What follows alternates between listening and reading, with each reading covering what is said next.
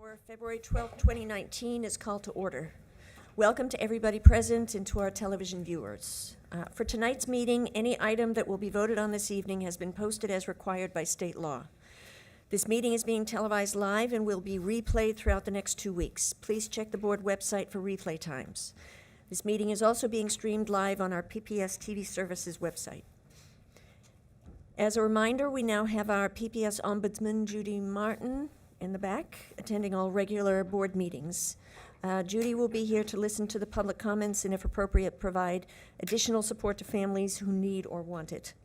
Judy can be reached at 503-916-3045 or ombudsman@pps.net. We also have interpreters with us this evening, and I'd like to ask them to come forward at this time, introduce themselves into the language into which they will be interpreting, and inform the audience where they will be located in the auditorium should someone need their assistance. Hola y muy buenas tardes, me llamo Daniel y voy a estar ofreciendo servicio de interpretación en español. Voy a estar ubicado acá en la parte del fondo de la sala. Muchas gracias. Добрый вечер, меня зовут Лариса, и я буду переводить на русский язык, если кому-то нужна помощь. Board members, are there any items in the business agenda that you have questions on? This does not include individual action items listed on tonight's agenda. So I have 3 items, but only one that is a question for staff, and I will let them know during the break. Okay. Tonight's meeting format will be a little different from usual. We will start with the superintendent's report and public comment, and then we're going to recess from the regular board meeting and move to the Mazama conference room for a work session. After we adjourn the work session, we'll reconvene back here to resume the regular meeting.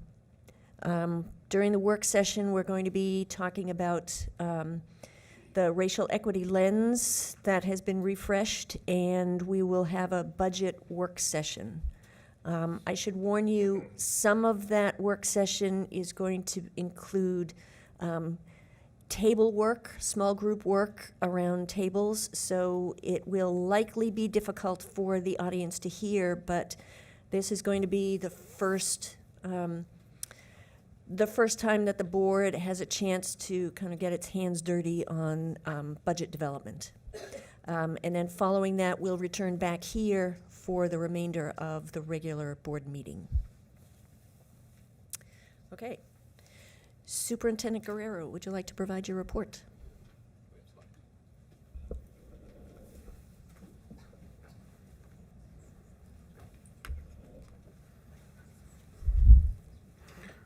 Well, good evening, directors and viewing and present audience. It's been an exciting last couple of weeks from a weather standpoint.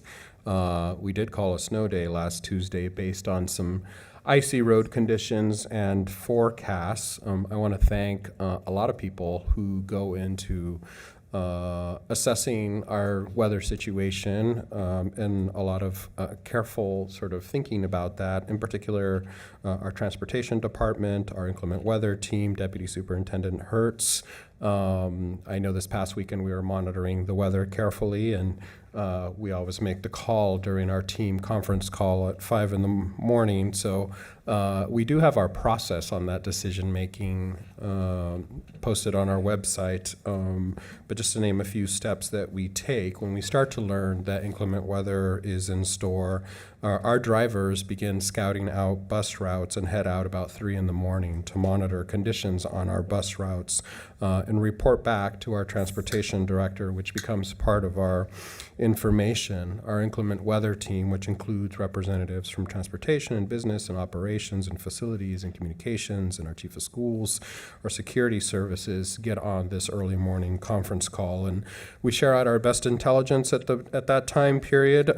We work in collaboration with neighboring school districts, as well as some of the colleges and universities and meteorologists as we make a decision. So once made, we do have sort of an apparatus and communication strategy. We do have email, texts, and robocalls, as well as post that information on our homepage, web banner, Twitter, Facebook, translated into 5 languages. So it's a good time to sort of review what our typical process is. We do work with the media carefully to make sure that families have the earliest possible notification.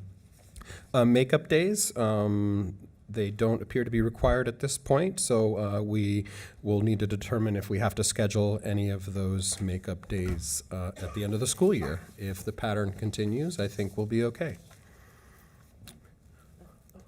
Remember the, remember the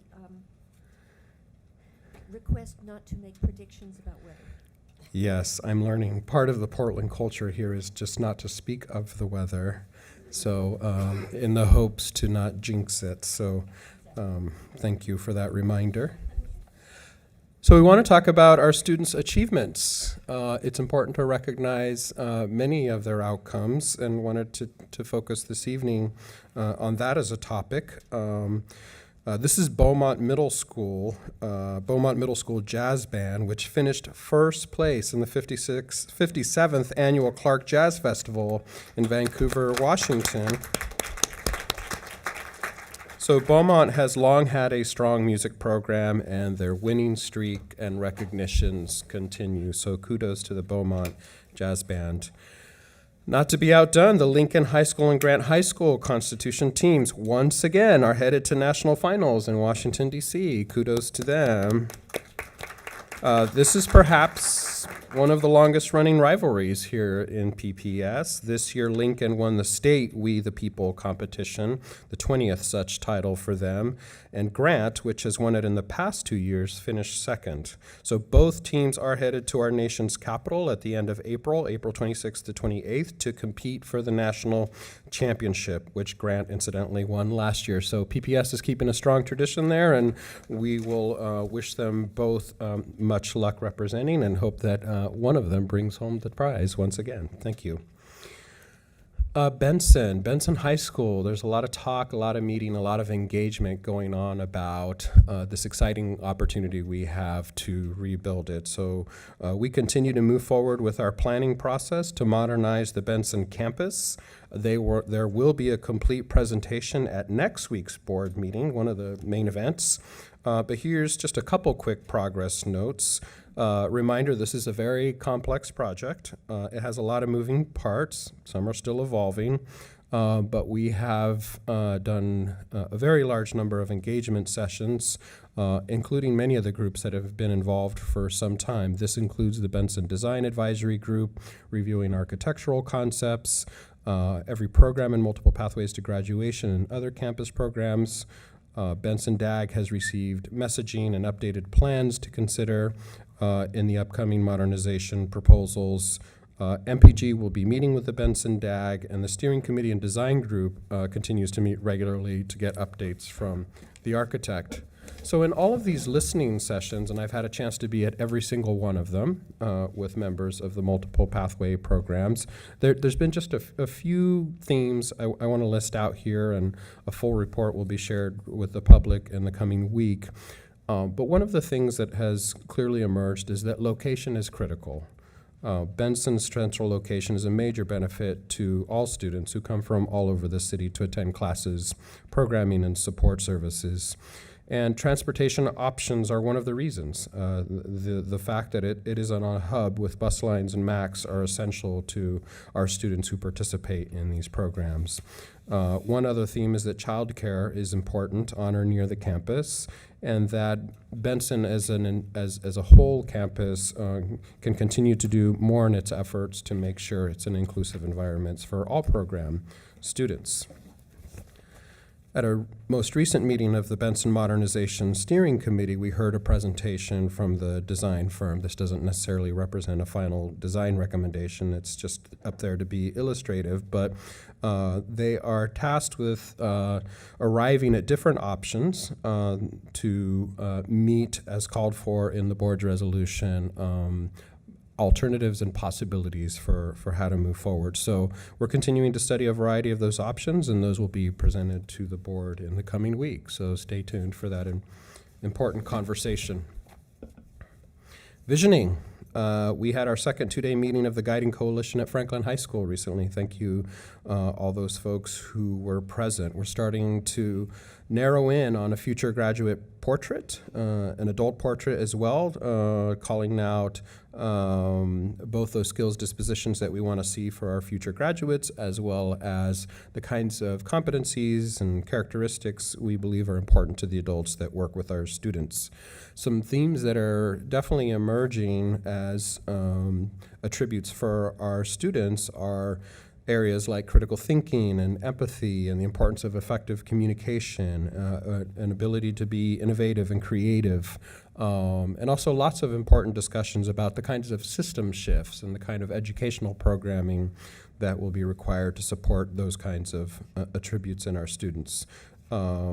We've heard conversation around our campuses serving as community hubs, not just as schools, but as places where wraparound supports and services can be made available.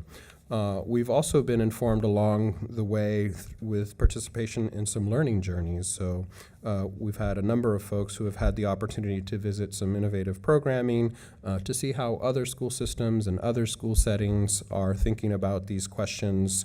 And so we're looking forward to another opportunity to do that with members of the community.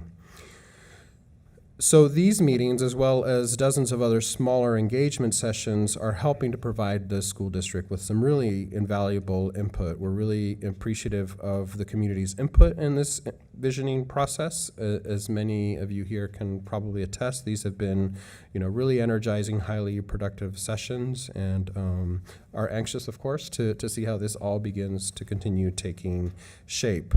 And some of our most engaged participants have been our students, sharing their hopes, their dreams, and for themselves, but also for all those future students who will be coming through Portland Public Schools. At this last Guiding Coalition session, we featured a student panel. It was sort of the highlight, by all accounts, for our gathering on that Saturday at Franklin High. So we have more community meetings scheduled in February and March, including 4 large community meetings.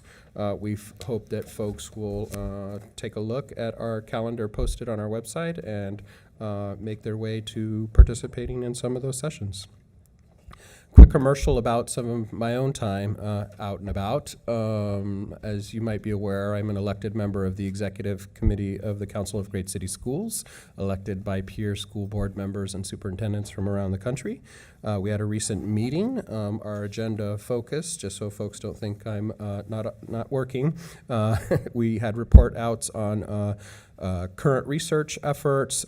We had our task force on student achievement and professional development efforts around the country shared out. We had school systems sharing their Mail of Color, My Brother's Keeper efforts. There was a bilingual education EL task force where folks shared out. And then the Leadership, Governance, Management, and Finance Task Force also had an opportunity to share out. It's the task force that I get to sit on. So it made for a very full 2 days. I thought our agenda packets were thick. The council's board agenda packet was 647 pages thick. So we needed 2 full days to get through it. If you haven't already heard, and you should have, because I think we've been flooding the airwaves, but the Successful Schools Survey is underway. Started on February 4th for families and students. There's been a lot of promotion through our polls, emails, principal reminders, texts, and translated posters up at every school with a QR code that should make it easy for many to get there. The staff survey will launch a week from today on February 19th as well. So this is part of our efforts to begin to learn some initial information about how our broader community is perceiving culture and climate across the district, which will help to establish some base metrics in those areas and some important data. So our board passed a resolution that February is Black History Month. All around the district, schools are hosting special events to honor the month. I'm going to read off just a few examples of some creative ways that our students and school communities are celebrating, not a comprehensive list. Things like at Roosevelt High School, they held their 4th annual Hoodies Up event to memorialize Trayvon Martin and other Black boys and men. This photo is from that event. At Dr. Martin Luther King Jr. School, there was a global celebration that includes Black History Month, but also Lunar New Year and the school's Latinx students.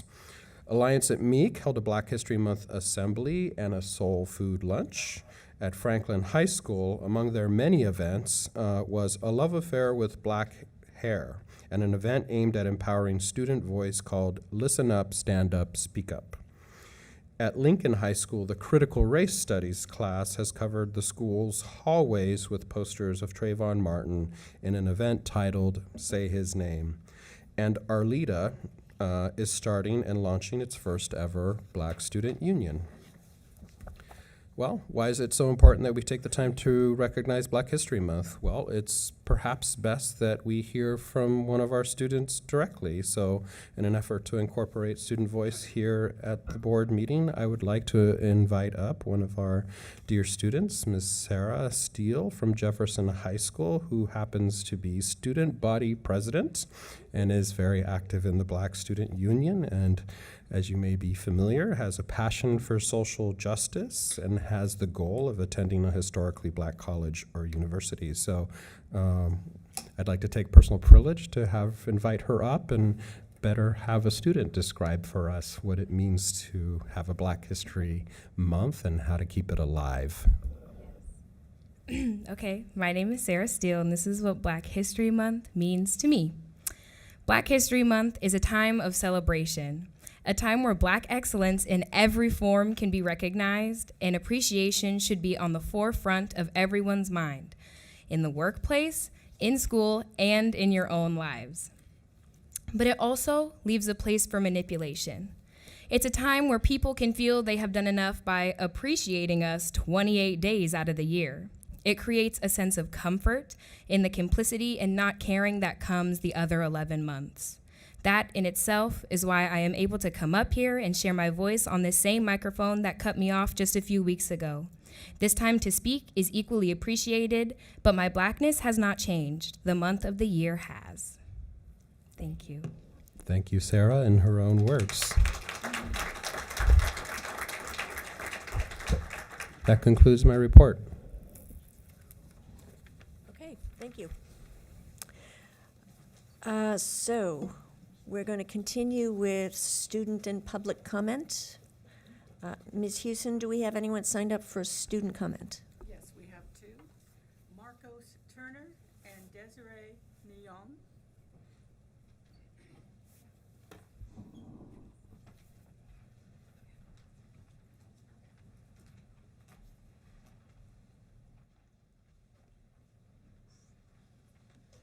All right. Well, good evening. My name is Marcos Romero Turner, and I'm 18 years old, and as of 2 weeks ago, I'm a proud mid-year graduate of Mount Scott Learning Center. And I want to thank the superintendent and the board for supporting successful contracted schools like Mount Scott. And I also want to thank Deputy Superintendent Yvonne Curtis and Chief of Schools Craig Cuellar for visiting Mount Scott this past fall to meet and listen to students like me. And I'd like to share a little bit about my story. So, I've always struggled with anxiety and anger issues due to the fact of never knowing my real father and having my mother abandon me at the age of 3. But I was fortunate enough that my grandparents stepped up and raised me the right way, and they really invested everything they had for me to push through school. And my grandparents were really concerned about me going to a larger traditional school, and they knew I wouldn't last very long with the big classrooms and all the distractions, but we were desperately looking for the right fit for me. And luckily, my grandparents discovered Mount Scott Learning Center, and it ended up being the perfect fit for me.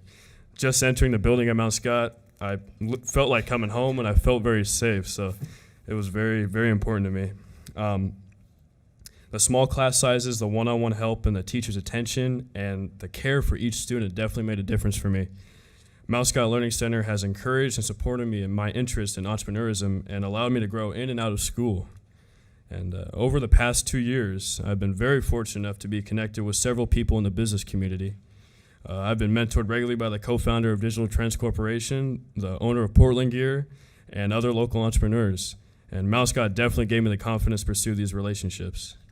And last summer, I was invited to participate in the Portland Gears brand camp at One Best Presentation. And shortly after that, I was able to attend Young Entrepreneurs Business Week at University of Portland and Oregon State University. I feel these opportunities would not have been possible without Mount Scott Learning Center. Just a few years ago, entering high school, I said I wanted to go to college, and now it is actually happening. And in fact, I'll be the first in my family to go to college. I already have a full 4-year scholarship to attend one local university, and I am a finalist for another 4-year scholarship to attend another local university. And overall, I've gone through a lot in my past, and Mount Scott has helped me overcome many of my challenges. And no matter what any student's situation is or struggles are, they deserve the opportunity to be successful. And Mount Scott has definitely given me that opportunity. I know there are so many other kids out there that struggle or will struggle in a larger traditional school. And that's why Mount Scott and other schools like it are so important. It's where we find hope, it's where we feel safe, and it's where we experience success. So thank you. Thank you. Hello. Good evening. My name is Desiree Nyong.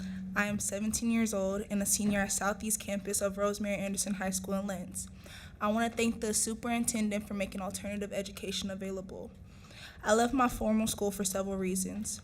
I felt like I was falling behind with my credits, and I wanted and needed some one-on-one time with my teachers. But the classes were so big that it wasn't really an option, and my schools wasn't diverse. No one there looked like me. My mom graduated from Rosemary Anderson High School a year early, and I liked the idea. So I started there at the beginning of the school year. I'm so glad I did. I'm doing so much better there. I'm amazed at all the support I have and how much it makes a difference.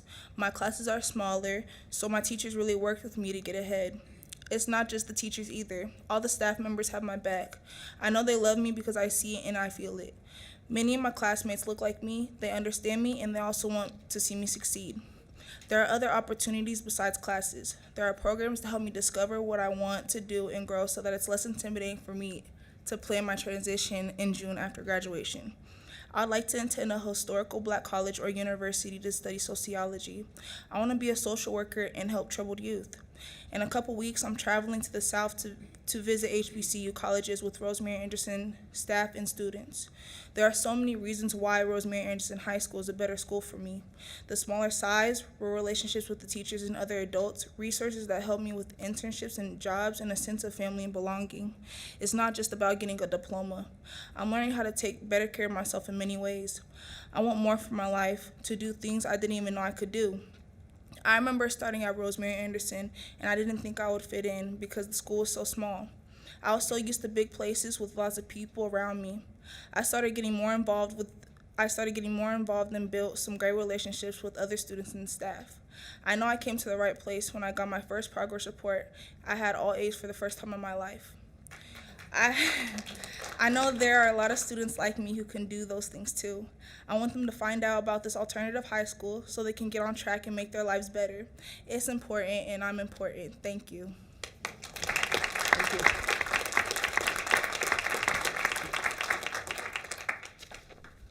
Thank you. Next, we have Tom Desjardins and Joe McFerrin. And as people make their way to the table, I just want to review quickly the guidelines for public comment. Board thanks the community for taking the time to attend the meeting and provide your comments to the board. We value public input as it informs our work, and we look forward to hearing your thoughts, reflections, and concerns. Board members and superintendent will not respond to comments or questions during public comment. If you want to follow up from the board office, please contact Ms. Hewson or Roseanne Powell, the board manager. Guidelines for public input emphasize respect and consideration of others. Complaints about individual employees should be directed to the superintendent's office as a personnel matter. If you have additional materials or items you'd like to provide to the board or superintendent, we ask that you give them to Ms. Hewson to distribute. Requests to make public comment should be made ahead of time by contacting the board office or checking with Ms. Hewson prior to the start of the board meeting to see if there are spots available. Once the board meeting has started, we can no longer accept new requests for public comment. Presenters will have a total of 3 minutes to share your comments. Please begin by stating your name and spelling your last name for the record. During the first 2 minutes of your testimony, a green light will appear. When you have 1 minute remaining, a yellow light will go on, and when your time is up, the red light will go on and a buzzer will sound. We respectfully ask that you conclude your comments at that time. We appreciate your input and thank you for your cooperation, and please begin. Thank you. The school board directors and Superintendent Guerrero, my name is Tom DeJardin, and for the past 15 years, I've had the honor of serving as executive director at Mount Scott Learning Center. Mount Scott is one of the contracted option schools serving PPS students. Prior to my time at Mount Scott, I worked in the communications and community relations office for Salem Keizer Public Schools for 10 years, and later was executive director of that district's option high school. During my 28 years working in public education, and another 12 in the private sector, I have become well aware of the need for quality education options for students that for a variety of reasons are not successful in larger traditional school environments. PPS has long recognized this need and become a national model for re-engaging struggling students through successful partnerships with contracted community-based organizations known as CBOs. The CBOs are a unique collective of innovative schools that effectively serve the district's most vulnerable students, historically undeserved populations that have the highest dropout rates. A large percentage of the students CBOs serve have been out of school at one point for several months before enrolling in a CBO school. The CBO schools are reconnecting these students to the school district and their education and setting them up for future success. The schools provide flexible, supportive programming focused on meeting students where they are so that these students can get back on track for graduation.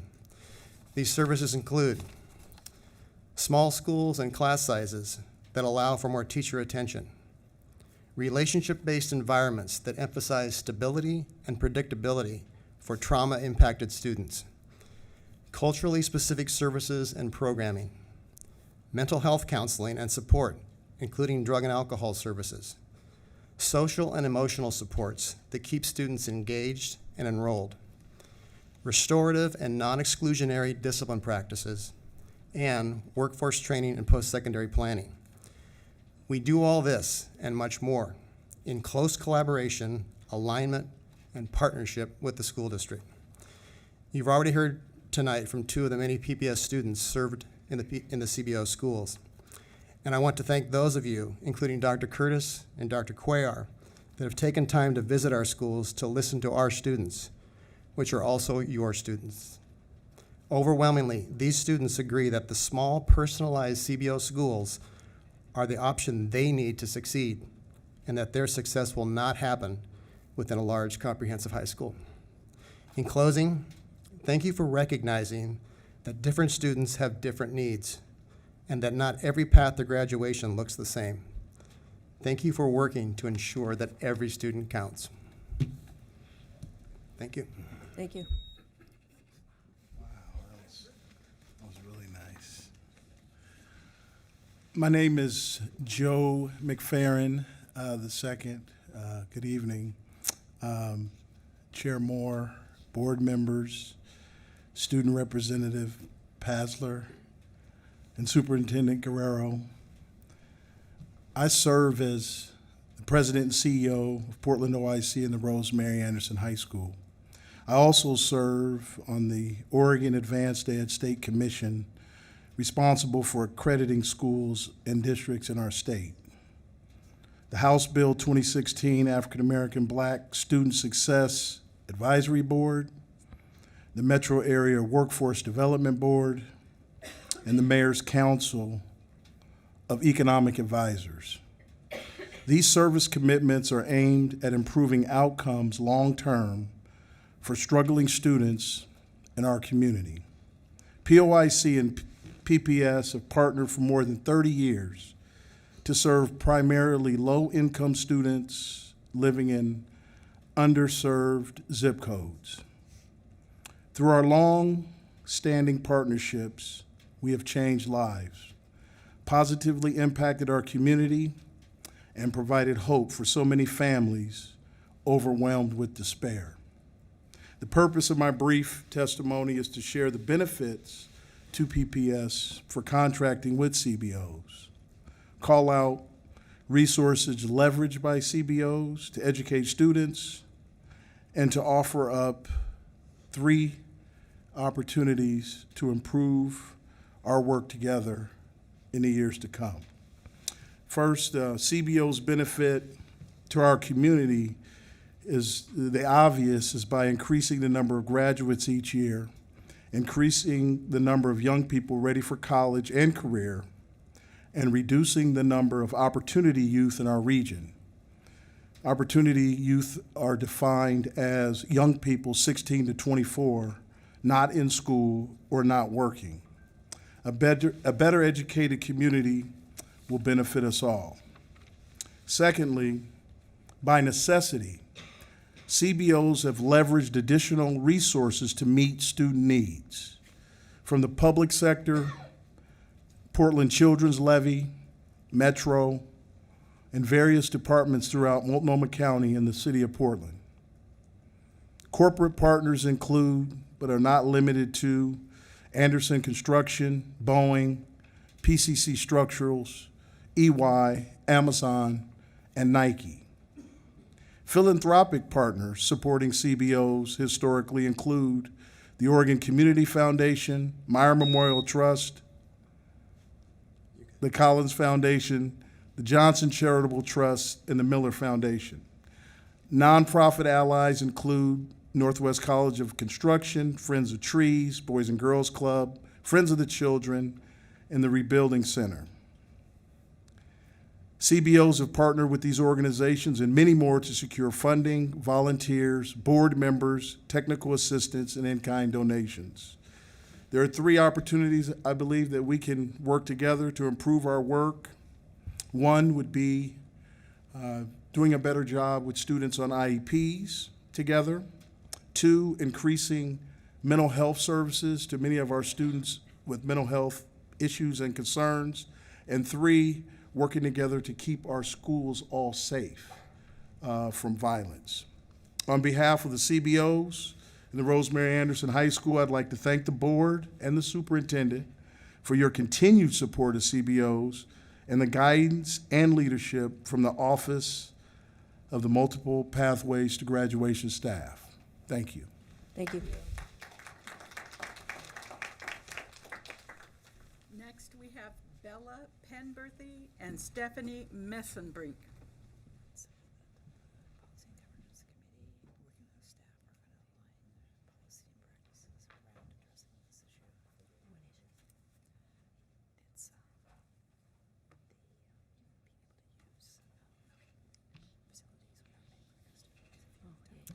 Hello, my name is Bella Penberthy. I'm a recent graduate of Cleveland High School, and I will be starting at Mills College in the fall. I'm currently an intern for Peace in Schools, the partner organization that leads the 4-credit mindfulness classes in 10 Portland Public High Schools. I'm here today to urge the board and district as a whole to recognize the importance of this program and to continue funding it into next year. Before I begin, I'd like to invite the board and members of the audience to take maybe the deepest breath you've taken today.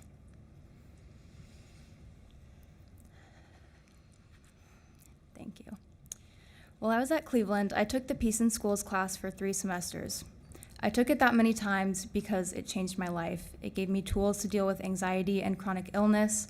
It helped me create better relationships with myself and others, and because of the sense of community in the class was so strong. These tools will stay with me the rest of my life, and I know many, many other students who feel the same. In the class, students have a rare chance for self-reflection in a place that we won't feel judged. Along with meditation and yoga, we learn strategies to lower stress, cultivate self-love and acceptance, recognize the conditioned mind processes, and find a place of belonging. In short, everything you want students to be able to do in the confusing and often difficult time that is high school. As an intern, I've had the opportunity to meet with 7 principals who have the program in their schools. Every principal I've talked to has said the same thing. They love the program, they want it to continue in their schools because they see how much students benefit, but they are worried about funding. A partnership that benefits students' well-being and mental health should be made freely available and not perpetually threatened. Imagine how many more students in need would have access to these tools if principals were able to promote the class instead of worrying if they could afford it. This class is saving lives, and the well-being of students should be prioritized over all else, especially with the district's goal of encouraging social-emotional learning. The Peace in Schools classes are also very trauma-sensitive, meaning the curriculum is aware and inclusive of all student experiences of trauma or adverse childhood experiences. This is vital in facilitating support and healing for students. In our current world, with all the challenges we face, it is more important than ever to be teaching teens empathy, gratitude, resilience, and awareness of their actions. Small acts of mindfulness over time can build better lives. We as teens are creating a future reality. Shouldn't we have access to the tools that will help us do it in a strong and loving way? I finally want to urge the board to get excited about the partnership with Peace in Schools and have pride in the fact that the first 4-credit mindfulness classes in the nation are taking place in our Portland Public High Schools. 5 years ago, there was only 1 class in 1 high school. Now there are 10, and the program has served over 1,000 students. With your help, thousands more could benefit. Please, for our students and future, prioritize, promote, and be proud to expand funding for this partnership in the future. Thank you. Thank you.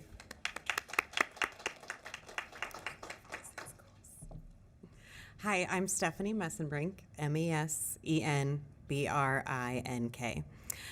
Superintendent Guerrero, members of the board, you've already heard from me in an email, but I wanted to put this out to the public.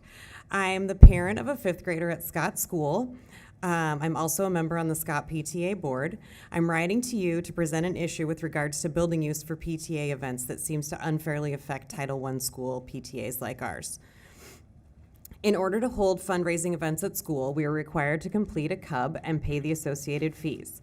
According to the PPS Civic Use of Buildings fee schedule, PTA, PTO, and booster clubs are required to pay 100% of the staffing and custodial costs as required. The fees typically cost our PTA $350 to use the school on a weekend day. This cost becomes a substantial hardship to PTAs at Title I schools like ours who do not have a foundation and operate on a limited annual budget. At a community event like our annual pancake breakfast, we only make about $700. Once you subtract the cost of the food and supplies and the CUB fees, we actually don't make a profit.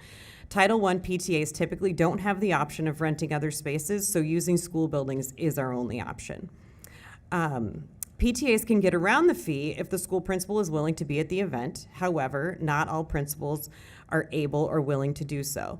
Additionally, the school custodian is someone who, with specialized knowledge of the school's utilities, and having a custodian in the building is the right thing to do for the safety of our community. PPS should not be forcing us to find ways to get around health and safety so that we can have a successful weekend event.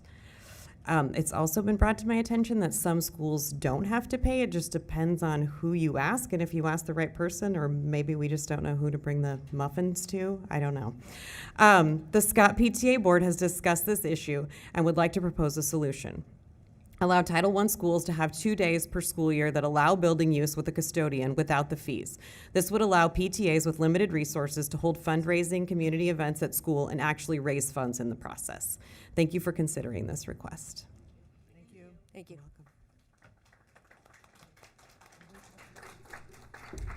Lastly, we have Ruth Flores and Aletta Brenner.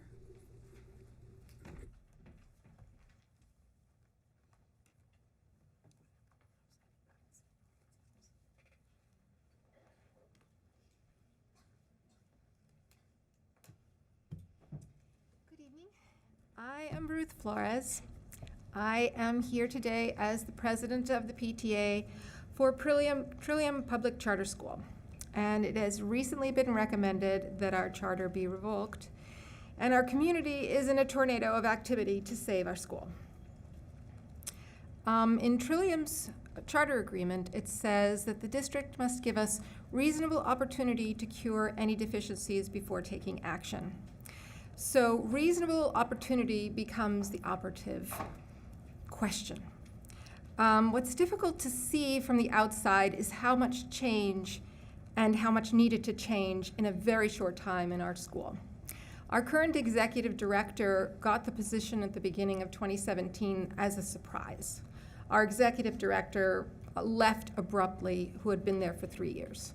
So Patrice Mays got the position, and also leaving with the last executive director was all his administrative staff and most of the board of directors. So Patrice Mays was put in a very, very new position that she had not served in that position before in any other school, and had a great deal of work that had to be done to get her feet back underneath her. She has done amazing things, and our school has come a very long way. What has happened in our school,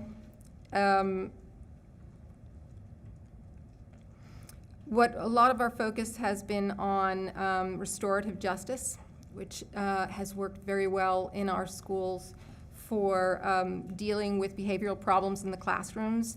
It's very unique to our school and is working very well for us. It's a program that she worked very hard to set up, and it is very healing in our classrooms. Racial equity is a huge thing she's been working on. We have a racial equity committee. There's work being done in the classrooms with the students and with parents, and we have monthly racial equity meetings for the general population. It is a huge priority in our school and is working very well. As the head of the PTA, I began this year in September, newly elected, and our PTA is now triple in size in 1 year. So we used to have one meeting maybe once a month, maybe every 2 months. Now we have 2 meetings a month. We are completely behind our leadership. We believe in her. The entire administrative team is doing great work, and we all have great faith in them. And the school spirit is just stronger every day. And so we really would love our new leadership to have the opportunity to complete their work, what they have started doing and what they are succeeding in doing, and we need to give them a chance to see it through. Thank you. Thank you. Hello, Board. Thank you for the opportunity to speak to you tonight. My name is Aletta Brenner, and I'm a parent of 2 students who attend Trillium Trillium Public Charter School. I'm here tonight to speak to you very briefly about Trillium and to ask you to really listen to parents and students as this process moves forward to really understand what Trillium means to us. By all means, Trillium is not perfect, but it provides an extremely valuable resource for a lot of families who, for a variety of reasons, may struggle in a traditional school environment. We've heard tonight about Mount Scott and some other CBO schools and the very special role that they play within our system, providing a different option for certain students. And Trillium similarly serves a lot of students who, for a variety of reasons, may struggle in that traditional environment. Families are very concerned about the loss of this resource and the impact on their students. Many of the kids who are at Trillium are vulnerable kids who have a wide variety of special needs. And I'm not talking simply about learning style needs, although there's a significant way in which Trillium provides a different environment for those kids, but also, especially and personally, speaking about LGBTQ children. I can say personally that the school has done an incredible job creating a nurturing, safe environment for those kids, for kids who are transgender especially. And the loss of Trillium would be devastating to those children. A lot of the students come to Trillium having come out of traumatic experiences. And Trillium has provided them with a place where they can heal, where they can learn, where they can be supported. And You know, it hasn't always perfectly achieved its aims in the past, but as mentioned by our PTA president, there's been incredible progress and change in the last year and a half that has really been astounding to see as a parent and has made us all so grateful to have Trillium as an option for our kids. And so from a holistic standpoint, Trillium is very successful for a lot of the students who are there who have not succeeded at other schools, and it would be an incredible blow to the community to lose that resource. Thank you for your time. Thank you.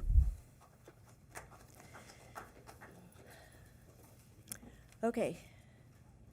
So, what? I just had a request that for a moment. Okay. It's been a little bit of a tradition for us to introduce new leadership members to Team PPS, and today is the second day of Mr. Don Wolf, our new Chief Technology Officer.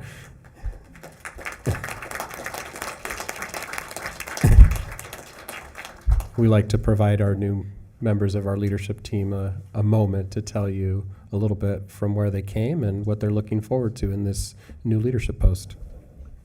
Good evening. Thank you. My name is Don Wolf. I'm most recently coming from the Hillsborough School District, where I served for the last 5.5 years.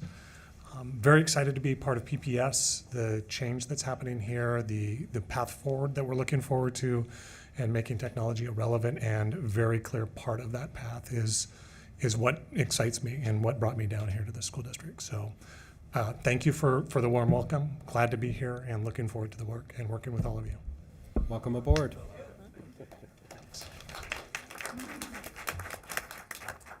So 48 hours in, we're halfway fixed, right?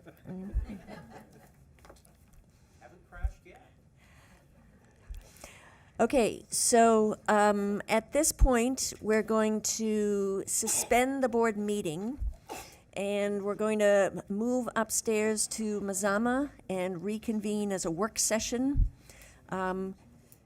Everybody's invited to join us with the understanding that this is going to be, a lot of it's going to be small group work. So just telling you, it might be a little frustrating to sit in the peanut gallery. So we anticipate it's going to be somewhere between 90 minutes and 2 hours total as a work session. And then following that, we're going to reconvene back down here to complete the rest of the board meeting. Okay, and I'm going to ask my board colleagues and staff to move expeditiously to Mazama. Thanks.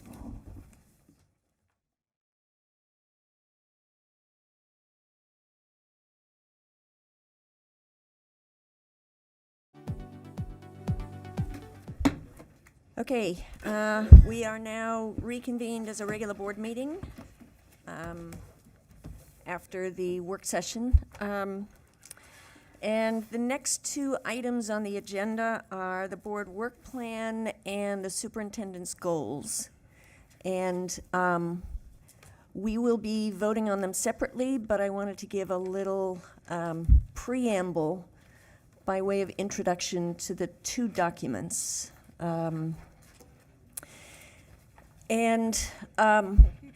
We as a board and the executive leadership of the district had a retreat over the weekend where we worked with leaders from the Council of Great City Schools to examine how we are doing our work currently and discuss how we might improve our processes. And in particular, our governance practices and the understanding, developing a common understanding of the role of the board in governing Portland Public Schools, a district of 50,000 students. We heard quite a lot. I think it was a very productive session, and we heard a lot about the national research findings related to the governance practices that are associated with the greatest improvement in student outcomes. And I also want to do a little footnote here. When we talk about student outcomes, we're talking about academic achievement, academic progress, but we're also talking about student outcomes in terms of the whole child. So it includes not only academics, but also social emotional learning, the ability of students to develop their, to identify and develop their interests and their passions and their skills and develop as fully functional, fully engaged community members. So what we learned was that the greatest progress is made in districts where the school boards focus on student outcomes very explicitly. And we have a consensus in principle, I think from all of the board members, that we are at a point right now in the evolution of Portland Public Schools that it would be appropriate for the school board to refocus its attention much more explicitly on student outcomes. And I think this is the moment to do this, because we have had now a new superintendent who is no longer new. He's new-ish, and getting older by the day. And we have a superintendent who came to us in October 2017, and he has assembled a team, which is now almost a complete team, of district leaders who have track records of turning districts around. And we collectively, I think, have been focused on rebuilding a foundation for a school district. Portland Public Schools, as I think most people who've been paying attention know, has been lacking district-wide systems and structures and protocols and practices that we know are associated with high-functioning school districts that serve students well. As the evaluation from last October, the superintendent evaluation from last October pointed out, we have been collectively engaged in building a foundation. And the work plan that is on the agenda tonight, which is available for your edification on the website, lays out in pretty explicit detail the kind of work, the scope of work, the depth and breadth of work that has been going on for the last 16 months and will continue to go on. It is the website has part of the materials for this board meeting. There's a very high level kind of headings of the work plan. Anybody who's interested in the gory details can click down and see a pretty impressive document that lays out an enormous amount of work that is underway in this district. And the work that is being done is very explicitly intended to create the foundation, to build the structures and the systems that will allow PPS to be a truly functional school district, and ultimately high-performing. The board has been very actively engaged in encouraging this kind of work. And we've been focused on, sort of by the nature of the people who are on this board and our experience, our long-term experience with, in dealing with PPS for many years, but also based on the obvious needs to rebuild PPS as a school district. And most of our attention has been focused on what I would call sort of process measures. Identifying the strands of work that, that needed to happen to create these foundational structures. A lot of that work is completed in many cases. Other work is well underway.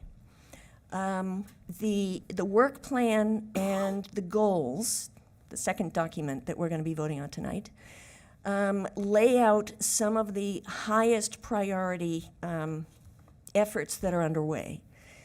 And we're going to be paying very close attention for the balance of this school year on progress toward completing all of the tasks that have been identified. For the rest of the school year, we're going to be getting periodic updates on progress toward fulfilling the goals. And at the end of the year, we're going to have an assessment of kind of where we are in terms of the work that has been committed to. And the goals that have been identified for this year are very much interim goals. These are the foundational work. But we're now at a point where we have developed, or will be developing, these foundational systems. And over the weekend, we as a board agreed that we now need to pivot our attention to focus much more explicitly on student outcomes writ large. So what you'll be seeing over the next, particularly 6 months, I think, is a shift, a gradual shift in the kinds of issues that will be coming forward during board meetings and work sessions. We'll be talking about things somewhat differently. We're going to be working very, very closely with these leaders from the Council of Great City Schools to help us identify the long-term a set of outcome measures that we can focus on, really establish some specific goals for the superintendent for next year. We're going to be sort of recalibrating what we're focusing our attention on and very explicitly tending to questions about what outcomes do we want for our students and how are we going to know if we achieve them. We'll be working with the Council of Great City Schools. At the same time, we're in the middle of a visioning process, and we're getting lots and lots of information from parents and students and community members and teachers and school leaders about what people want PPS to be and do for our students. And that is going to be critically important information that will allow us to refocus our attention, identify what our goals are as a system. We will have, by the end of this school year, we will have identified a vision for this district, which we've never, well, I won't say never. In my experience of PPS, we've never had that. And this is going to be how we're going to kind of pivot and refocus on what really matters, making sure that we are serving all of our students as well as we possibly can to ensure that every student gets the kinds of educational experiences and supports and opportunities that all of our students deserve. So that's by way of introduction. I'd invite anybody else who might want to. Are you going to move the items, or how are we going to do this? Well, okay, so we It's can. a procedural question. Well, I was just going to say, if anybody else wants to comment on what happened over the weekend, this might be a good time, and then we'll move each of the two resolutions. I just want to bring, I think that was very well, that was a good wrap-up. It was well said. And I just want to bring it full circle back to the visioning process and back to what you referred to in this work plan and these superintendent goals as being process goals, which is not ideal in terms of measurement tools.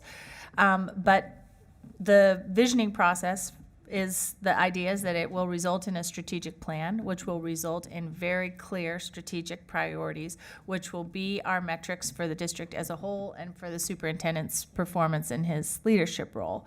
And so in the absence of that, that's why we are where we are with these process goals. I think there was no other alternative at this moment in time. And I want to commend the senior staff for working so closely with the board in creating a unified work plan in terms of digesting the priorities that the board was clearly expressing were important to us collectively, while we also respected what they were bringing forward from their individual work strands as the highest priority items. And then together we did do some triage, and that's where we ended up with this work plan.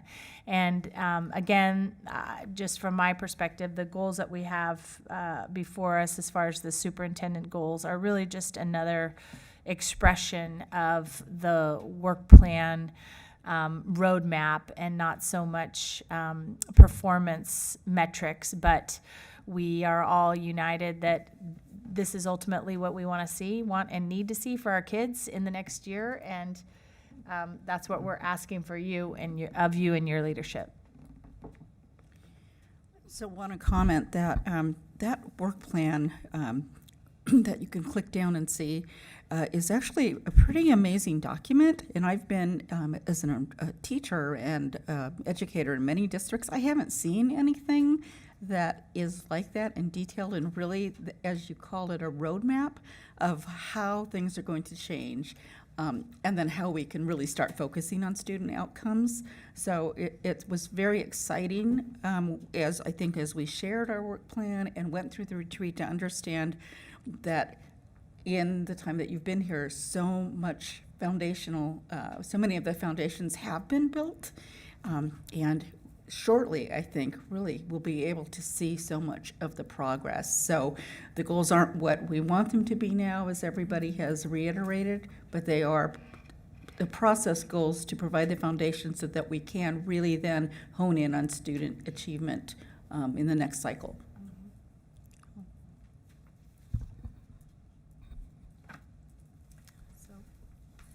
Okay. You're looking for a motion for Yes. these items together or individually? Let's do individual. So the board will now consider resolution number 5819, a resolution to accept the board's 2018-19 work plan. Do I have a motion and a second? So moved. Second. Director Esparza Brown moves. Director Anthony seconds. The adoption of resolution number 5819. Ms. Houston, is there any public comment? Okay, is there any board discussion? So I'm going to just reserve my comments for when we get to the superintendent's goals, because they're linked comments. Any other comments? Any other discussion? Okay. The board will now vote on resolution number 5819. All in favor, please indicate by saying yes. Yes. Yes. All opposed, please indicate by saying no. Any abstentions? Representative Paisler? Yes. Resolution number 5819 is approved by a vote of 7-0 with Student Representative Paisler voting yes. Okay, next, superintendent goals. The board will now consider resolution number 5820, superintendent goals. Do I have a motion? So moved. Second? I'll second. Director Anthony moves and Director Moore seconds the motion to adopt resolution 5820. Is there any public comment? No. Okay, is there any board discussion? So, as support of the work plan, I'm going to support the superintendent goals. And I fully support the pivot. But if we're going to pivot, we got to pivot. And I think it's going to be really important on the work plan that we, even though we're adopting it tonight, that we marry it with where we are right now. So we have some metrics of where our students currently are, because if we don't rip off the Band-Aid and just share where we are as a starting point, we're never going to make the pivot to be talking about student outcomes. From my standpoint, I don't think we should be waiting for, the superintendent's next year's goals. I think we should infuse it into the budget process. I mean, when I look at the data that we had upstairs, just, a couple data points that I looked at that just jumped out, like the mathematics, 3-year average, middle school, African-American students, 11% at benchmark. White, 59.6%. And then I looked at the this document that we had about the elementary schools and its mathematics change from last year. Just on the first page of the 23 schools, 15 of the schools decreased. Not no change, decreased, and 8 increased or had no change. So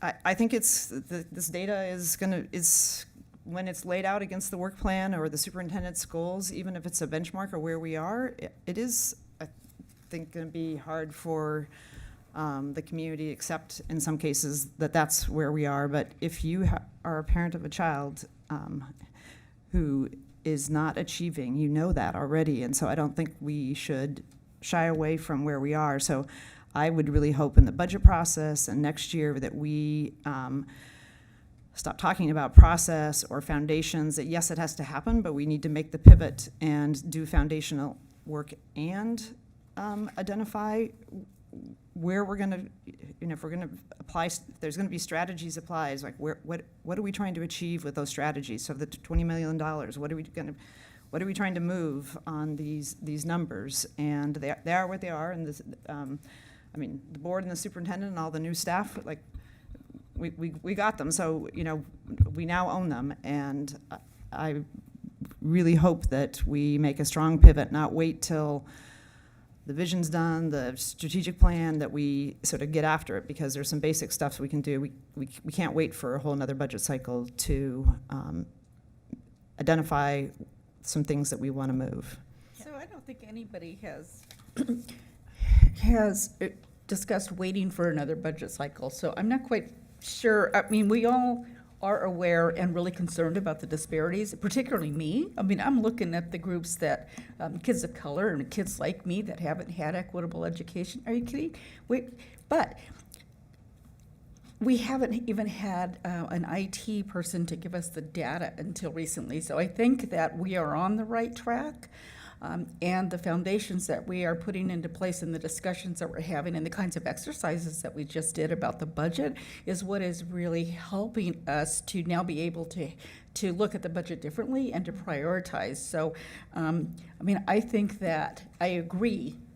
We have to change those outcomes, but I think that we are, and I don't hear anybody saying that isn't our focus. And I think But it's important to. I guess to respond, I'm going to want to see on the document. So the work plan, we talked at one point about having another column that just wasn't even like we're trying to move it, but just here's where we are, so that we can start measuring that growth. And I just think we need to sort of lay down the marker sooner rather than later, because I think if we wait till the strategic plan is finished, we're going to be, we're going to be then off into the next budget cycle. I think it is important to be explicit about the fact that that is the underpinning of the work plan itself, and all the reorganization that we've seen on the academic side of the house in the 3 areas is all coming from the assessment of that data and the need to change our structures in service to moving kids forward. I mean, you look at the whole way that we have reorganized, one of the main elements on the work plan in terms of reorganizing principal supervisory structures, and the amount of instructional leadership and coaching that is going into our lowest performing schools now. I mean, that's the work that we're talking about, that's called out on the work plan, and that is all work that is grounded in the analysis of the data. So I'm glad you pointed that out, Julie, that it's not we're going to wait and see, or it's not an either or situation. This is the work that is underway, and this is the work that we need to continue, and we need to be explicit about how we're measuring it. Yeah, and again, I just want the community to be clear. This is not where we're stopping and we're waiting to change the trajectory for kids. That's absolutely not the case. Yeah, I would agree. Just a comment, I'm not saying we're stopping, I'm just saying we should identify where we're trying to go specifically, and just getting a starting line, baseline, here's where we are and where we're going to try and move, and knowing that it's multi-year investments are going to be what it takes behind those strategies. But I also think we have to take the great work that's started and connect it to actually student data and where we're trying to go. And I think we just came out of a 2-hour session where we talked about reinvigorating a commitment to racial equity and social justice, and then participated in a very brief exercise, a taste of the way the budget discussion is going to proceed, an indication of how the staff are building the budget through internal processes of identifying clear goals and then identifying instructional strategies or strategies to respond to the identified need, and talking in terms of investments and return, academic return on investment. That's a level of, evaluative rigor that I certainly have never heard anybody talk about during a budget process in PPS. So I think quite the contrary. I don't think anybody is suggesting that we're going to slow down, never mind stop.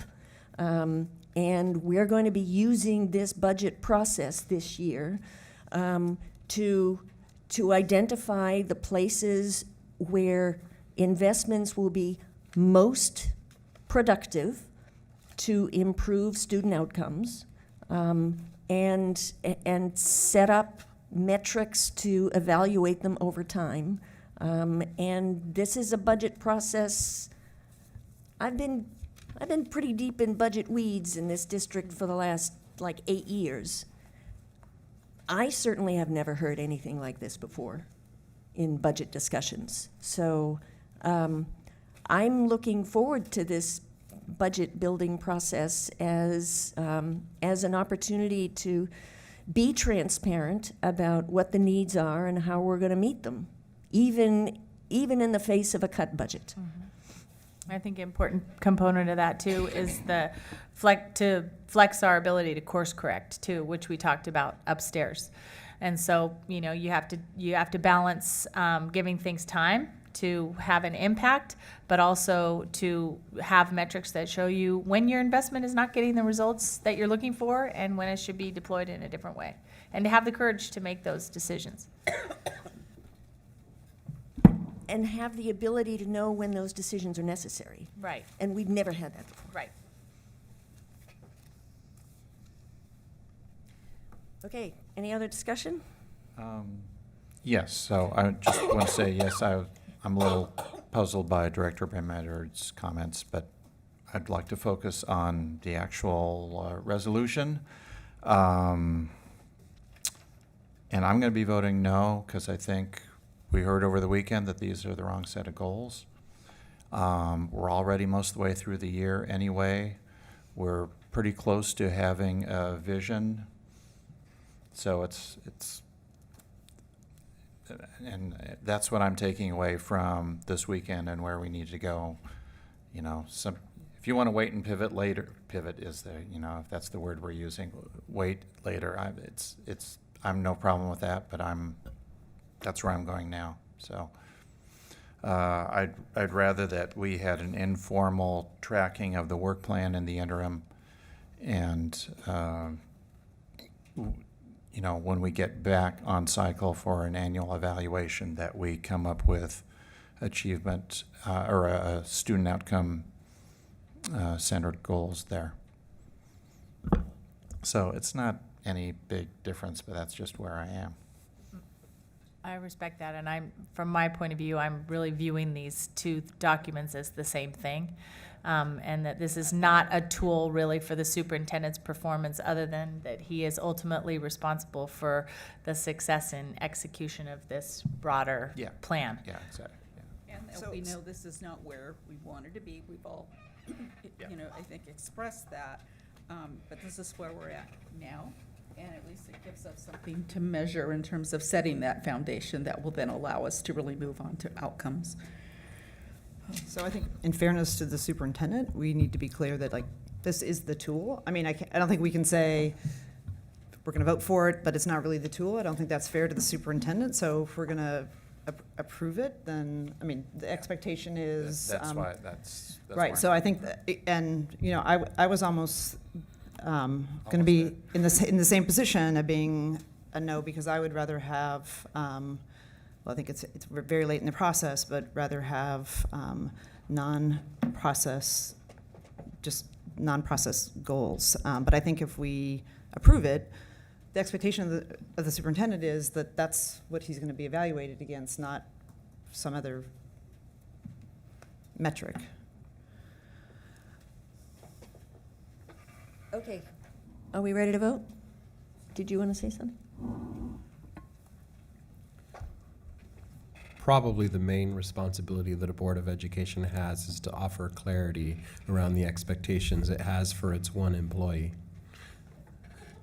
So we're clear as an administration that we have a lot of ambitious work to accomplish that is going to posture us to alter the outcomes for students in PPS, particularly those that have not been historically served well.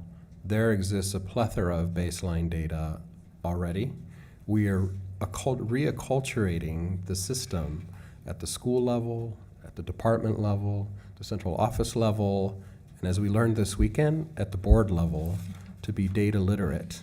And so our coaching and guidance has been to prepare, encourage, and many of our schools are already far down the line in reflecting on student outcome data and measures as a matter of practice.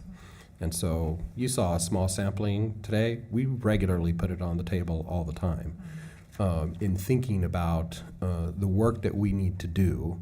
It's hard to measure sort of the add value of our efforts, because even if you identified metrics tonight for what you hope to see in the way of a difference for June would be sort of an interesting task.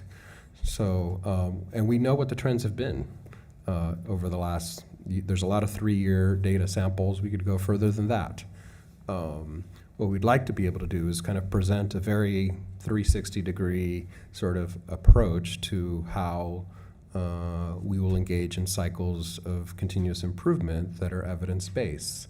And so we are attempting to build up to that point.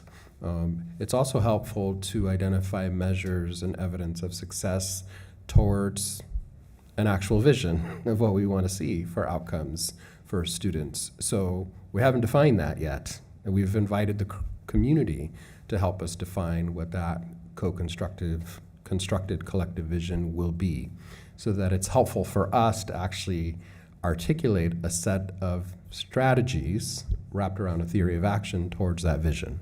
And that will take multiple plans over multiple years, making incremental progress towards that vision. You also just came out of a work session, we all did, where you heard we are significantly facing a budget gap to begin to still maintain traction in the right direction. And so we're having to make very difficult, sometimes painful decisions about where are we going to make reductions, maintain our core functions as a system that we've just started to build, maintain improvement in the areas we've just started to fortify, and what can we do in areas that have been severely lacking, and what are areas we're obligated to invest in. And so it's already a tall order to bring forth a balanced budget proposal, but we're getting a pretty solid understanding of what are the areas we're going to be wanting to invest in as we move forward that we believe will have the highest return on investment in many of the areas that none of us are satisfied in seeing waves of red through the data. The same student subgroups not historically achieving. The data is simply a symptom of the conditions and the capacity in schools. We are going to need to spend some time really understanding that, or we will approach this backwards. So until we have a clear understanding of what should exist in every school community and how we ensure that that is there, starting with our neediest schools first, can we begin to hold accountable those at the school level for results that we share responsibility and ownership in? And so I just propose that we continue in our own professional learning about how data is going to be a key benchmark and marker for the health and performance of the school system.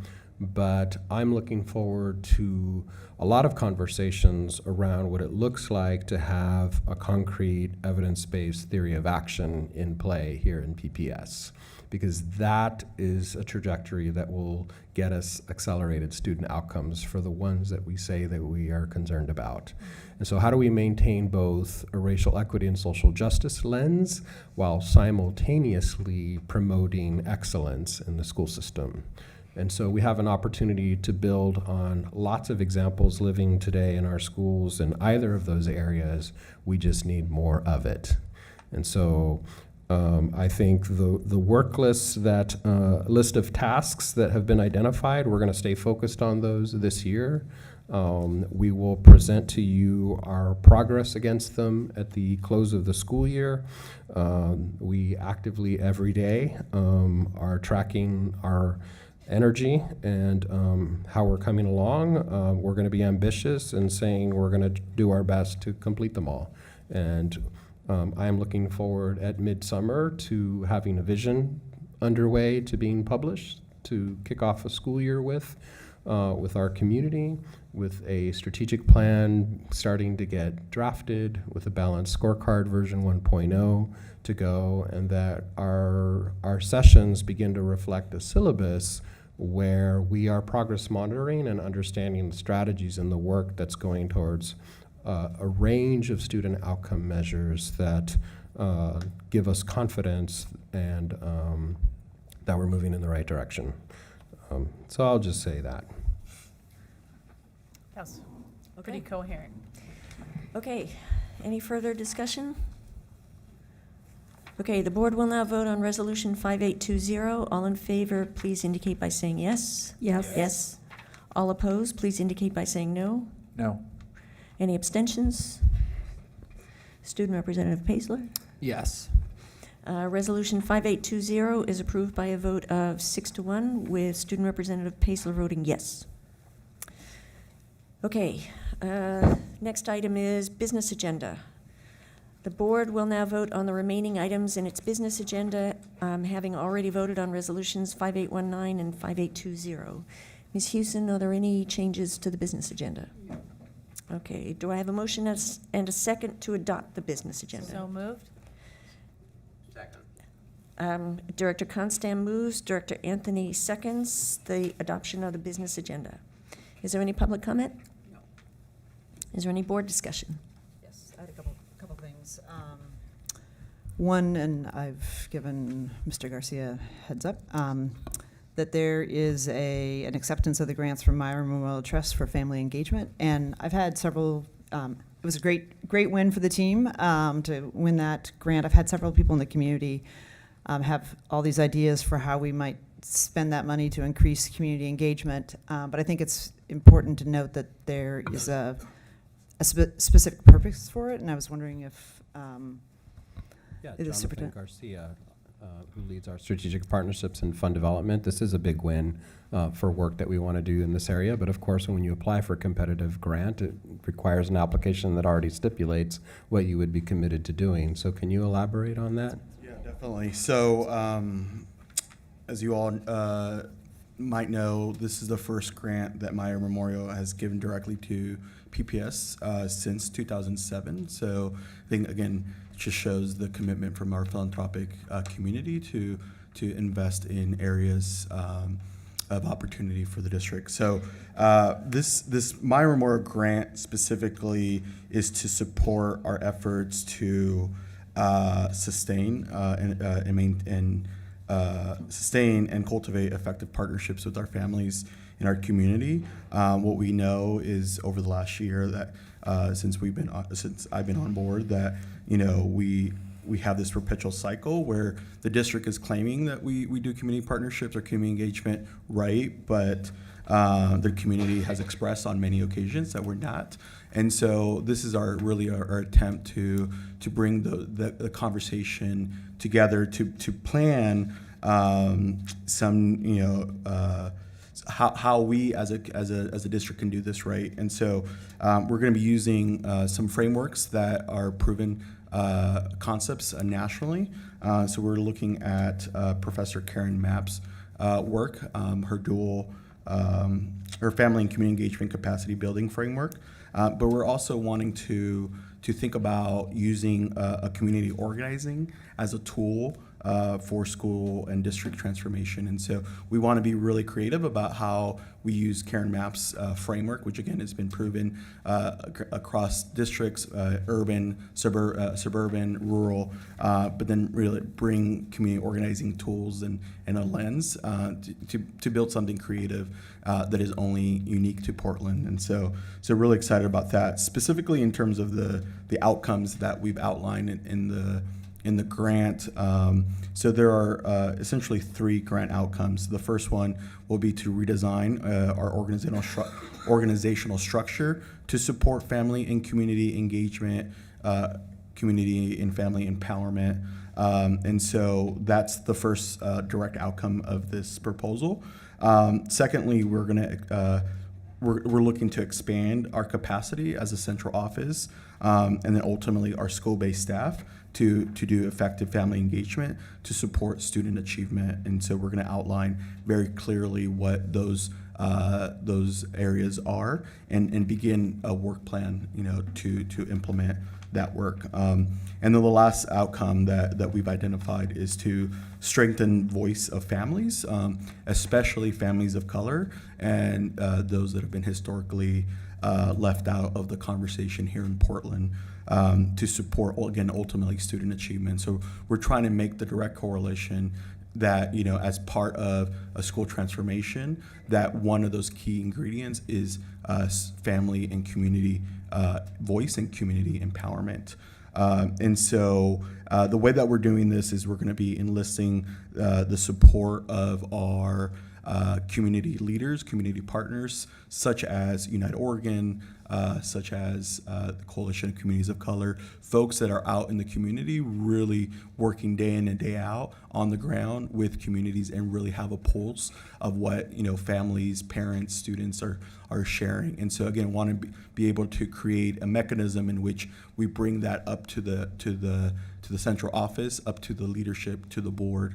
And so a lot of the funding that is being provided by Meyer is to develop that work plan plan, the strategic plan, if you will, and then in year 2, really begin to implement some strategies and some work around that, both at the central office level and at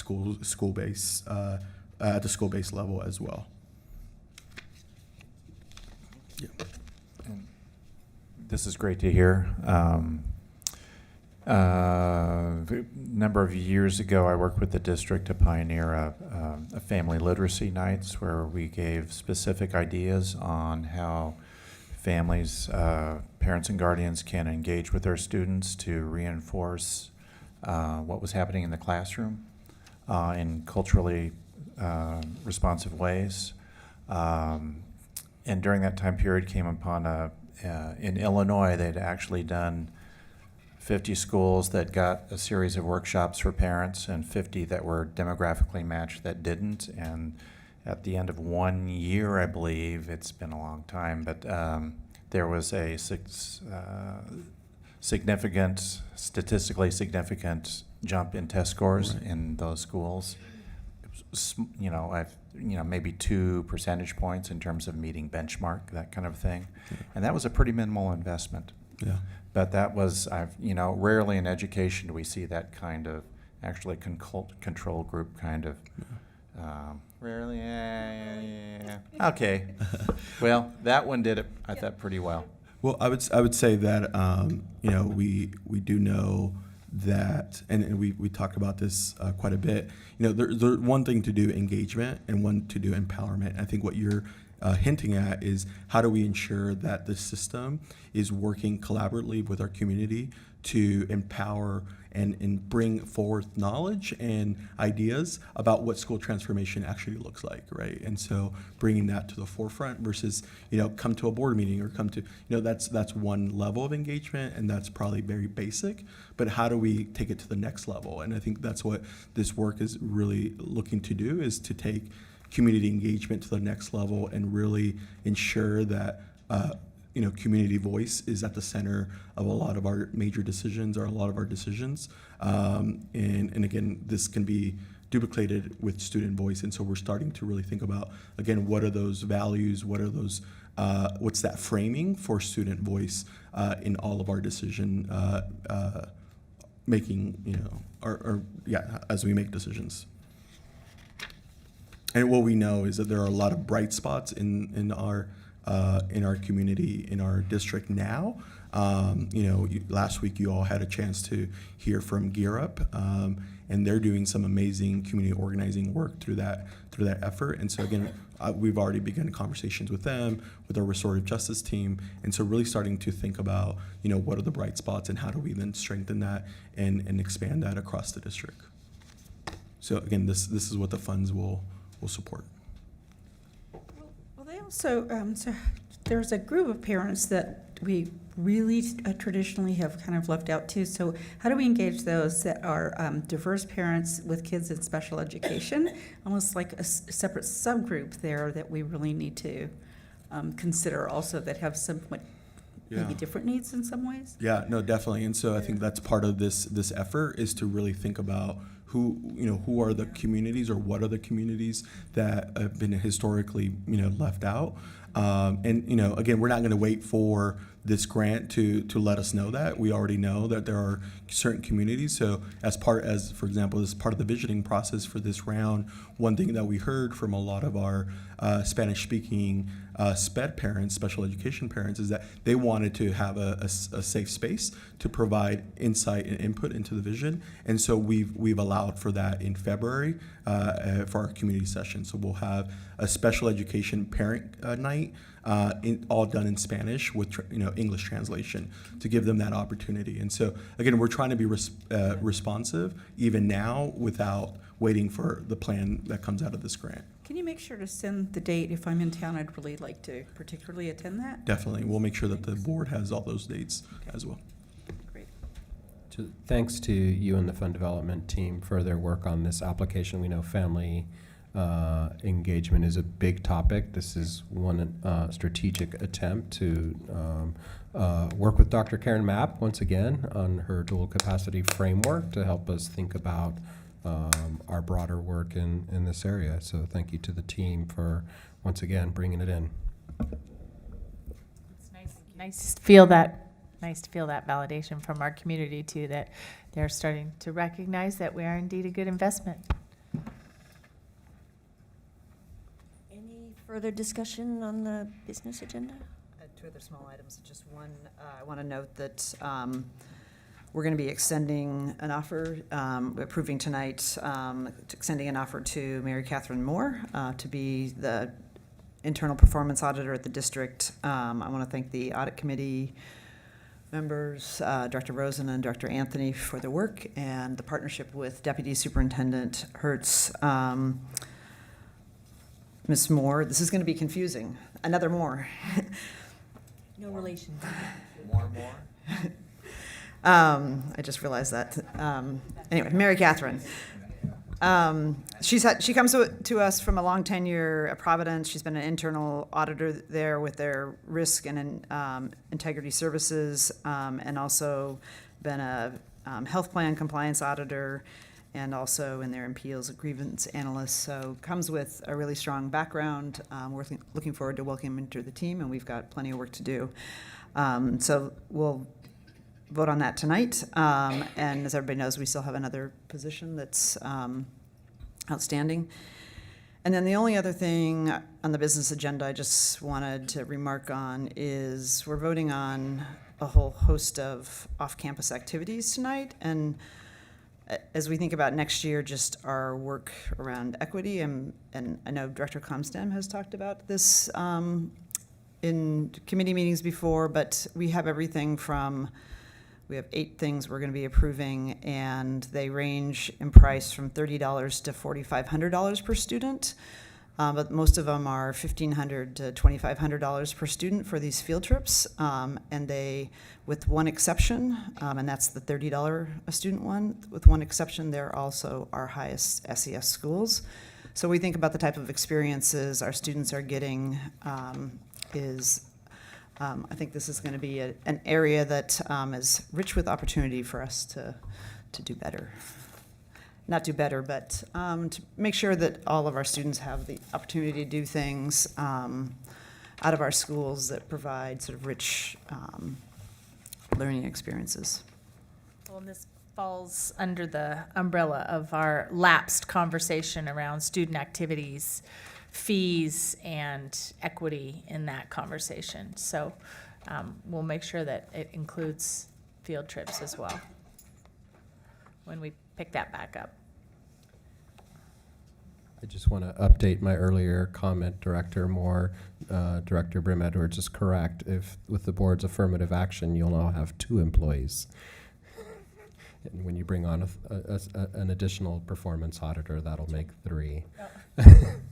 I just wanted to make a comment. And I love that you raised your hand. So just Thank you. I've been a public educator all my life.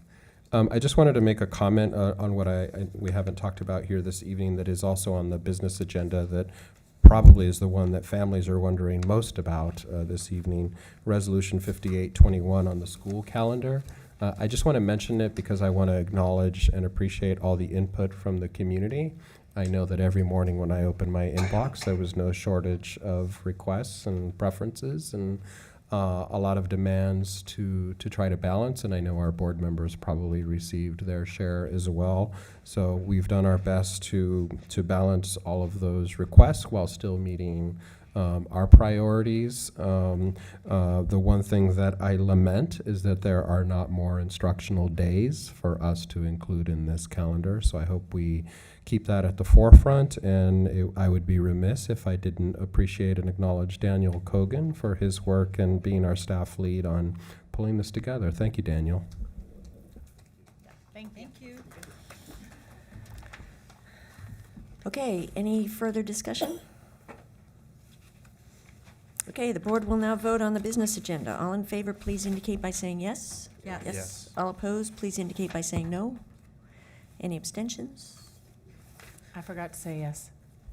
Okay. Student Representative Paisler? Yes. Okay. Business agenda is approved by a vote of 7-0 with Student Representative Paisler voting yes. Okay, board committee and conference reports, and the student representative report. Representative Paisler, do you have any comments?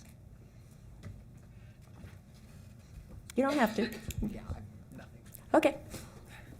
Any committee reports?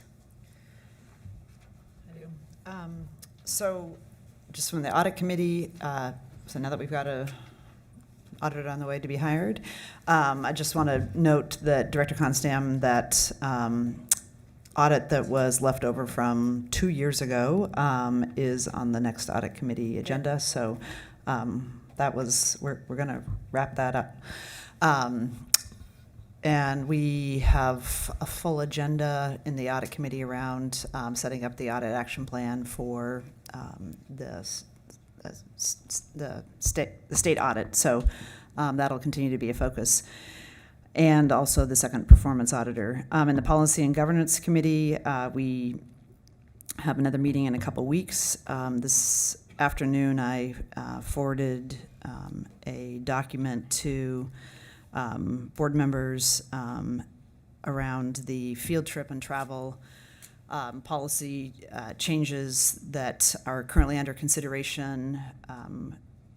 The policy committee's been working on this for 2 to 3 months. We actually have 2 items that have been first read, and after last committee's meeting, I had a conversation with the superintendent, some of the school communities, and attempted to come up with some proposed revisions for consideration.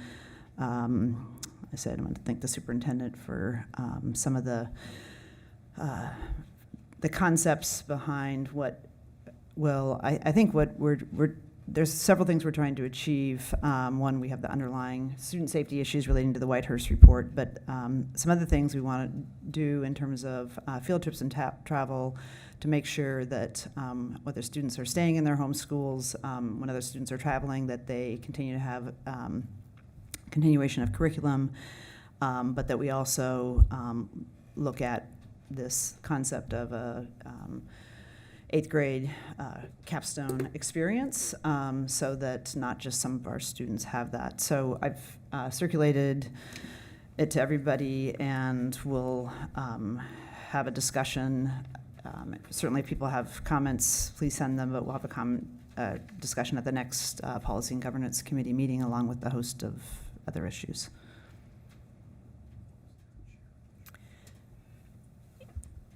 I don't have a conference or meeting report, just an observation that this afternoon, the Student District Council seemed to have their largest meeting I've ever seen being held. I don't know, I don't want to put them on the spot, but. Yeah, I mean, I was gonna, mention, I just didn't, I'm losing energy. No, I was surprised to really come in. I was running around up in the offices upstairs, and I came back with a handful of stuff, and the room was like packed. There was like 8 more students than I had assumed there was going to be. So I was really excited to see that. And so I think quite a few of them were from Benson. So I think the next meeting we're planning to have at Benson to make travel a little bit easier for them. But I'm really excited that there's more voices circulating. More people are starting to hear about the District Student Council, because when I came in, there wasn't really much meat to it. So I'm really excited about that. And I'm looking forward to working with more of them. It's more students, the better. So thanks for mentioning. What did they show up to talk about today? Today we are focusing on the policy, actually. So we're working towards, because this is their first meeting, we had to kind of backtrack on where we are. So that was kind of our main conversation, and talking about, we were really talking about the future of PPS, and we've been doing a lot of revisioning as of late. So it's centered around the policy, and also centered around like, how do we want student voice to look in the next 10 years, 20 years, and what are those structural plans of how we're gonna make that important, and how we're gonna like keep doing that throughout the school year consecutively. So yeah, that's great. Good stuff. We did have a meeting of the charter committee this week where we reviewed a lot of student data around for 5 of our charter schools, and we have 2 that are up for renewal, Emerson and Trillium, and it's a very prescribed process from the state, how we go through that. And so we will be having 2 hearings just landing on those dates, recommending renewal for Emerson. And we did have a staff recommendation, which was then forwarded on by the board subcommittee, not to renew Trillium Charter School based on the data in their last 2 years since they were put on a plan of improvement. And again, these are prescribed steps from the state. And it was a really rich conversation and a very difficult conversation, because it's clear that they have invested a lot in improving things at Trillium and had some success, but still very little movement in terms of their student outcomes and also their enrollment. So Roseanne, help me. We just landed today on the dates and times for those hearings. That'll be posted, but we're looking at Emerson on the 20th. Trillium on the February 20th, and Emerson. Okay, still not quite certain about that, but Trillium on the 20th at, I believe, 4 p.m. Yes. Yeah, and that'll all be posted. So that's where we are. So did you said the committee, you forwarded it on, the staff recommendation, does that mean the committee agreed with it, or recommending it? Yes. Okay. Yes, yeah. And, but we'll have this full hearing, and they went on the record as saying that they didn't agree and they want more time to try to show that they're turning things around. So we know a lot of members of their community are going to come forward for this hearing, and then there'll be a full board vote of the full board. Any other reports? Just real quickly, the core team that's working on the vision process, as the superintendent indicated earlier, we have 4 open houses planned for the next stage in the visioning process to invite the public to, that are coming up at Wilson, Franklin, Jefferson, and Roosevelt. And I don't have quite the right order, but that'll be through the end of this month and into March 1st and 2nd.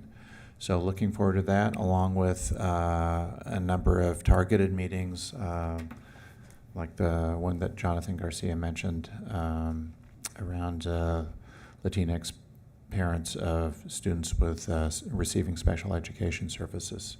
So we're working on both those big open houses and targeted, so that we get, again, our goal is to hear from well, not everyone, but a fair representation of our community and our students. Then one last thing. Hang on, did you want to? Yeah, just really. So all of the dates have been sent to all PPS community through email today. It's also available online, so as a reference point, because again, there are the community sessions, and just to be clear, last month when we did the first round of community sessions, we definitely did those.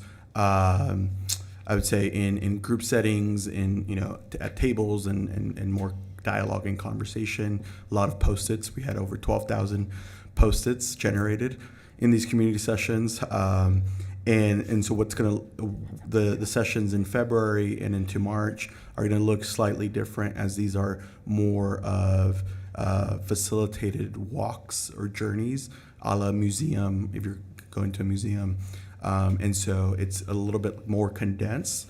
And so during these 4 community sessions that we're having across the city, we are inviting subgroups that we had in January to participate in a, again, facilitated journey, although those sessions will be open for the general public.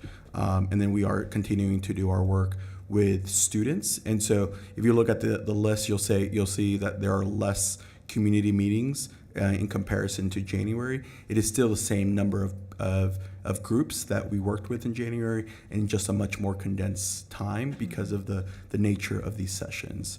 And so yeah, just wanted to make sure that it was clear. Thank you.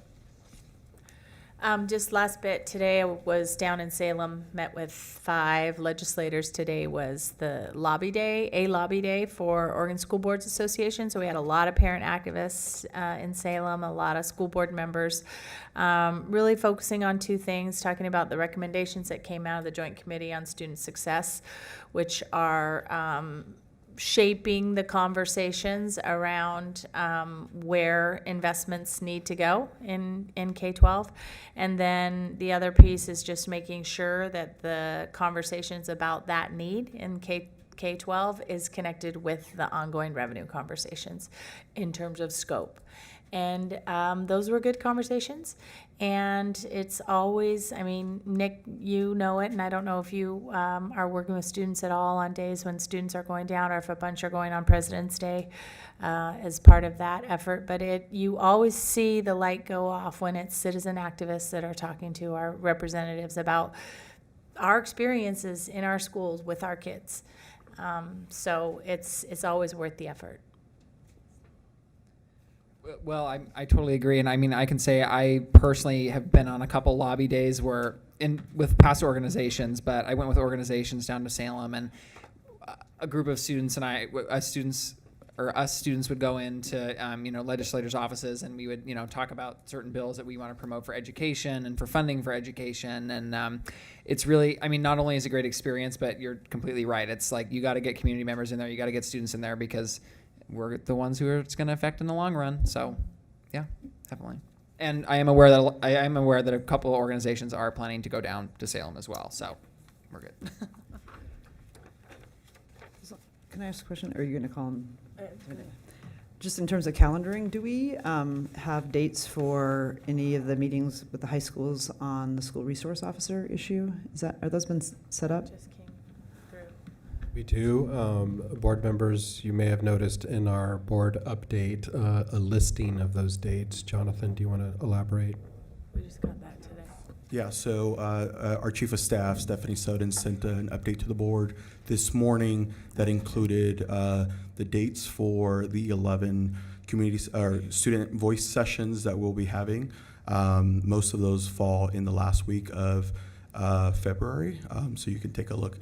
There are only essentially 4 meetings that are overlapping, but every other one, I mean, you can essentially come to most of those.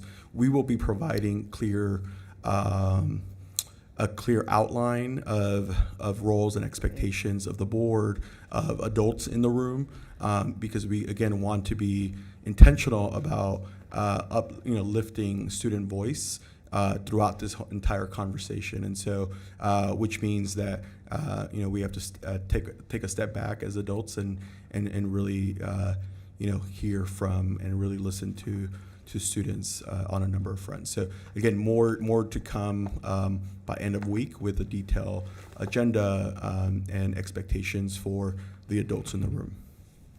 Do you want us to, are we supposed to be dividing up, or, I mean, is there preferred, just as we think about the calendaring, so we don't have, 6 school board members at one and none at the other?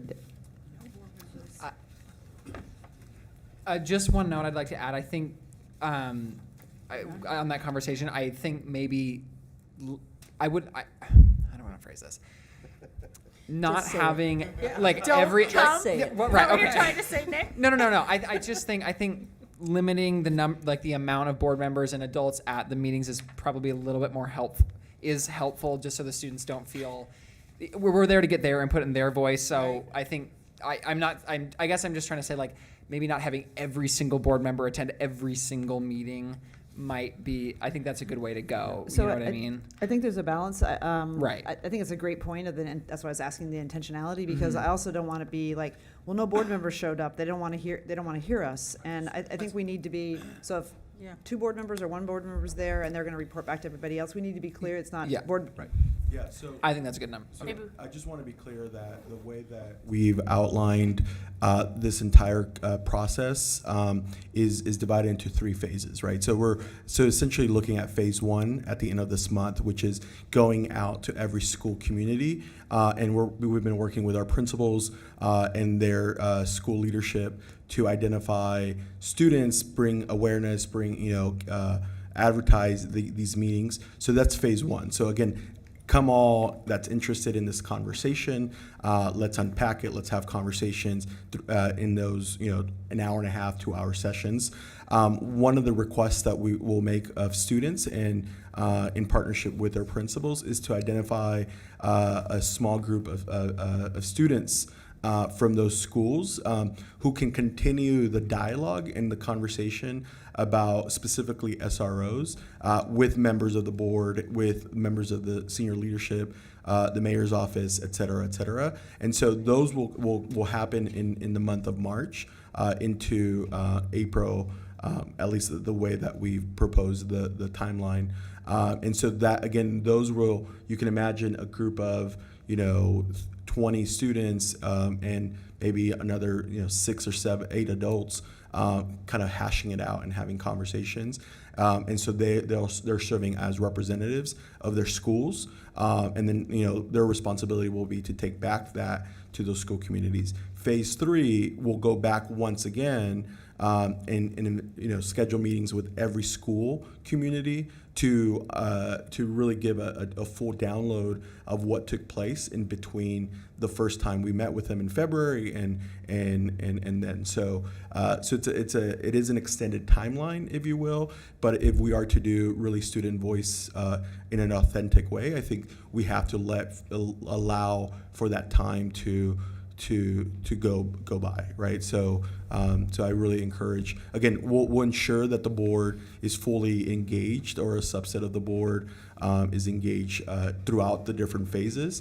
So you are all hearing directly from the students, and it's not our interpretation of what we hear. So again, we'll make sure that there are enough vehicles and enough ways in which you can hear directly from students. So I appreciate that there'll be a whole series of engagement opportunities to hear our students out. So as a next step, I'll suggest just individual board members let both Jonathan and our board manager, Roseanne, know what their preferences are to RSVP on, and we'll let you know to make sure we're covering and spreading out, ideally a board representative at each one of these sessions, but certainly less than a quorum. Definitely. I will send tonight a Google Sheet where you all can log in and just maybe do I can attend this one, and then we'll coordinate, to make sure that we have enough board representation there. Thank you. Thanks for setting all that up. So I've said it before. I'm Straight gonna out of Looney Tunes. Yeah, but that's all, folks. Said it before, I'll say it again. I think school counselors need to be part of the conversation with students. Student voice, absolutely essential.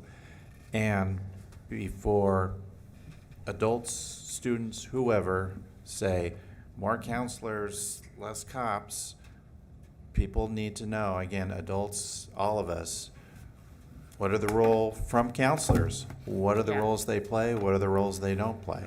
And I think that is really essential to this conversation. Sure. So similarly, so the question was around student voice. APs and principals. Right, student voice. And we're also looking to develop in partnership with the Office of School Performance, really ways in which we can engage the adults in the schools. So principals, APs, et cetera. We've had a number of school principals reach out, wanting to share their opinion and their perspective as site administrators. Again, so we'll make sure that those adults also have an opportunity to lend their voice into the conversation. But again, I think this first stage here is around student voice. And the board can probably, it's fair to say, expect a summary of all the themes that emerge from these sessions with our students, in the same way we just shared with the board our community engagement sessions with the Benson and multi-pathway programs as well.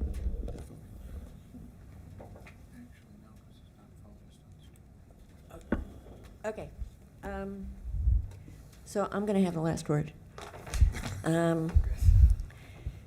So Paul Anthony and I attended the National Association of School Boards Advocacy Institute 10 days ago, where we both got sick. But aside from that, it was a meeting, a nationwide meeting, and the explicit focus was lobbying Congress to reauthorize IDEA, the Individuals with Disabilities Education Act. And not only to reauthorize it, but to actually fund it for a change. I know, what a concept. So it was a very large assembly. About 500 people from all over the country. There was a pretty large Oregon delegation. I think it was 22 people, and we divvied it up, and we managed to meet with the entire Oregon congressional delegation. To advocate for reauthorization and additional funding. And in addition, we took the opportunity to talk about all kinds of other things. I think it was I think we had a receptive audience from the Oregon delegation. The reauthorization of IDEA will likely take some time.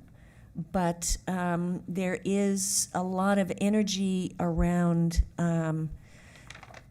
I think for the first time, it sounds like there's some energy around actually increasing the funding. I think everybody needs to stay tuned on this, and we'll keep you posted of any action items that might come out of this in the future. That's great. Good to hear. Okay, anything else?